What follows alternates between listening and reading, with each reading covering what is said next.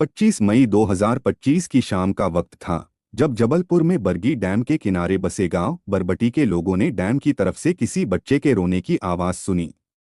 पहले तो लोगों ने इस पर ज्यादा ध्यान नहीं दिया, लेकिन जब बच्चे के रोने की आवाज लगातार आती रही तो कुछ लोग डैम की तरफ यह देखने चले गए कि कोई बच्चा इतनी देर से क्यों रो रहा है। जब गांव वाले वहां पहुंचे तो वहां का नजारा देखकर चौंक गए। डैम के किनारे एक युवती पड़ी थी। वह खून से लथपथ थी।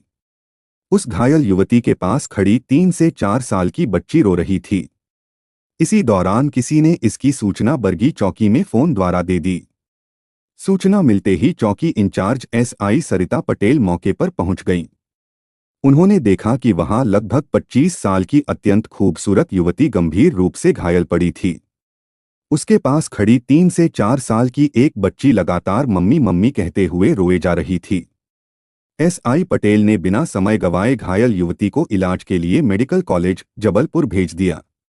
डॉक्टरों ने तुरंत उसका इलाज शुरू कर दिया, लेकिन 27 मई को 2 दिन के उपचार के बाद घायल युवती ने दम तोड़ दिया। दम तोड़ने से पहले युवती पुलिस को अपना नाम कविता गुप्ता, निवासी बलदेव बाग, जबलपुर बता चुकी थी। उसने पुलिस को यह भी बताया कि उस पर हमला उसके पड़ोस में रहने वाले युवक नमन विश्वकर्मा ने किया था। कविता गुप्ता की मौत के बाद पुलिस ने बलदेव बाग के ही रहने वाले नमन विश्वकर्मा के खिलाफ हत्या का मामला बीएनएस की धारा 109(1) के तहत दर्ज कर लिया। नमन आपराधिक प्रवृत्ति का युवक था।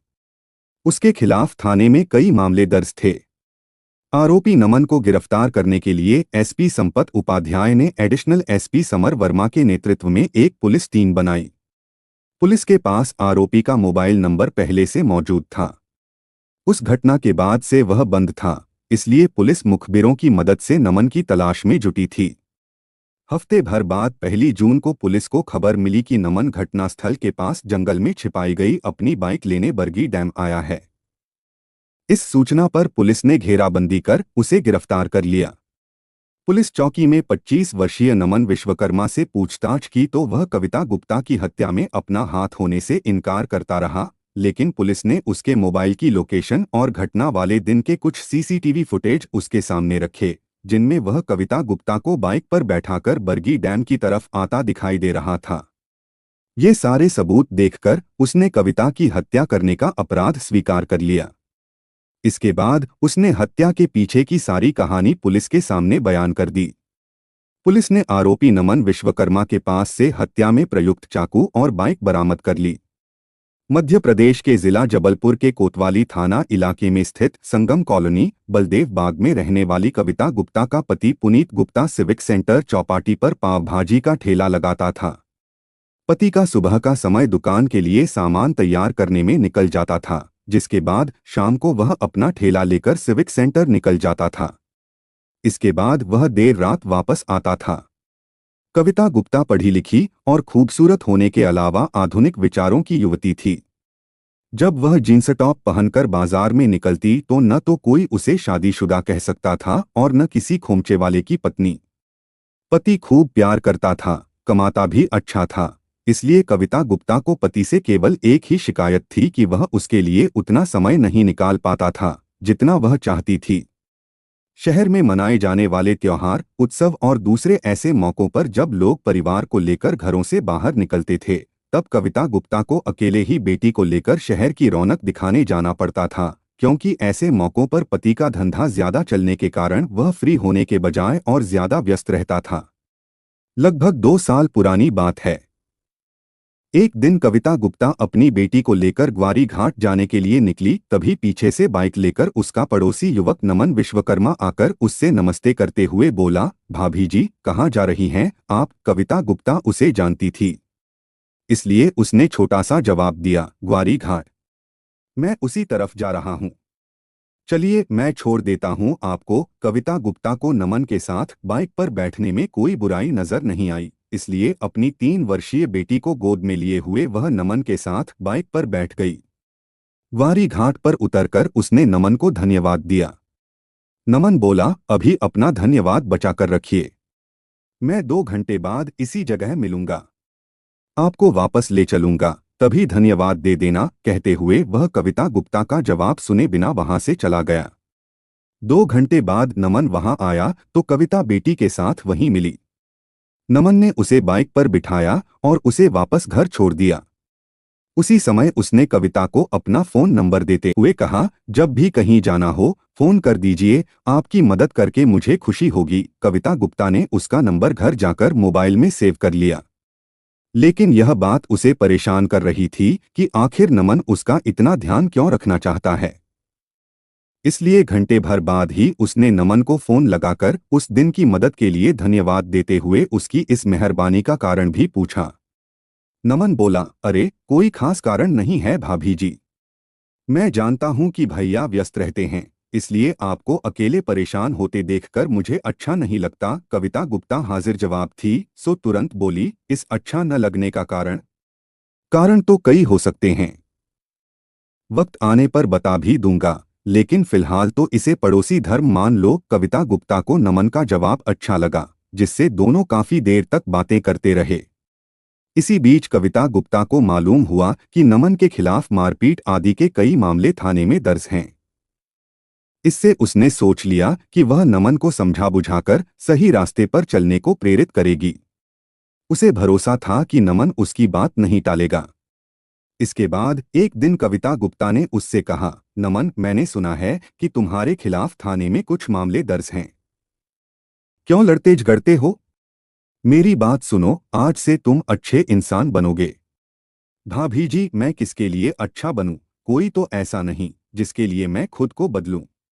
मेरे लिए बदल लो खुद को, यह समझो कि आज से मैं तुम्हारी दोस्त हूं। ठीक है, इस बात पर भाभी जी आपको मेरे साथ कॉफी पीने भेड़ाघाट चलना होगा, नमन ने कहा। कविता गुप्ता ने नमन की बात मान ली।